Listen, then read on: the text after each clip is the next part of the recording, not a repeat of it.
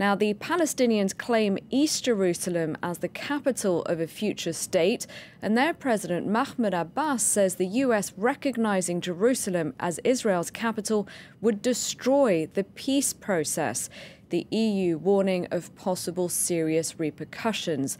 Now, Trump has missed a deadline to sign a waiver which would postpone moving the US embassy to Jerusalem. And now the White House says Trump is calling Abbas and other regional leaders today. And what we're hearing from the spokesman for Abbas is that there has been a phone call between them already, and Trump informed the Palestinian president of his intention to move the US embassy to Jerusalem. Let's go to Philip Crowther in Washington now. Philip Crowther, what more can you tell us, Philip? Well, the latest news comes not from the White House on this one, but from the Palestinian Authority. And as you said, the spokesperson for Mahmoud Abbas, 3 phone calls scheduled at the White House this morning, according to the White House itself. One with the Israeli Prime Minister Benjamin Netanyahu, one with King Abdullah of Jordan, and the other one with Palestinian Authority President Mahmoud Abbas. A spokesperson for him says that indeed Donald Trump has informed him, Abbas, that is, of his intention to move the US embassy from Tel Aviv to Jerusalem.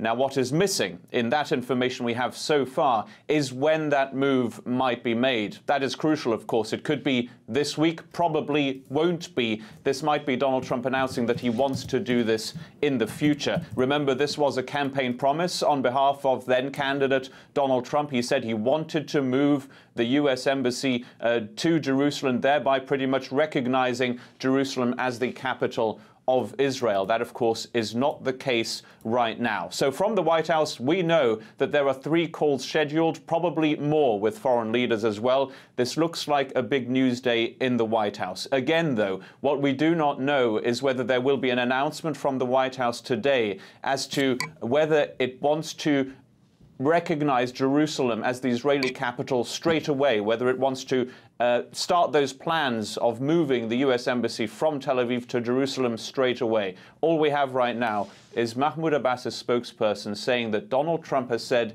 that he has the intention to move the US embassy, which is, of course, very controversial in itself. We've been told by the White House that the US president is still thinking about this decision.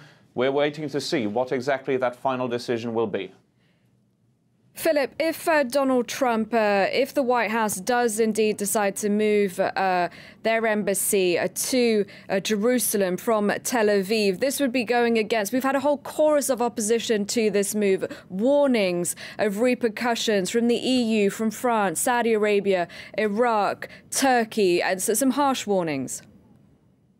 Yes, absolutely. And the way that those foreign leaders and embassies here in Washington have tried to lobby the US president is with any which way possible, because there are a few people that they could reach out to. Of course, it is difficult for everybody to get in touch with the US president himself. We know that the French president, Emmanuel Macron, did that yesterday in a phone call and did warn Trump of that move, of trying to move the US embassy to Jerusalem. He warned of the consequences of a move like that one, and everybody else in the Arab and Muslim world has tried to do the same. Now, they might have tried to get in touch with the US president himself. That's not always the easiest way. There's Jared Kushner as well, the son-in-law of the US president. He's the point person for any potential peace process in the Middle East. Of course, that is currently going nowhere, despite big promises from the US president to come up with the ultimate deal.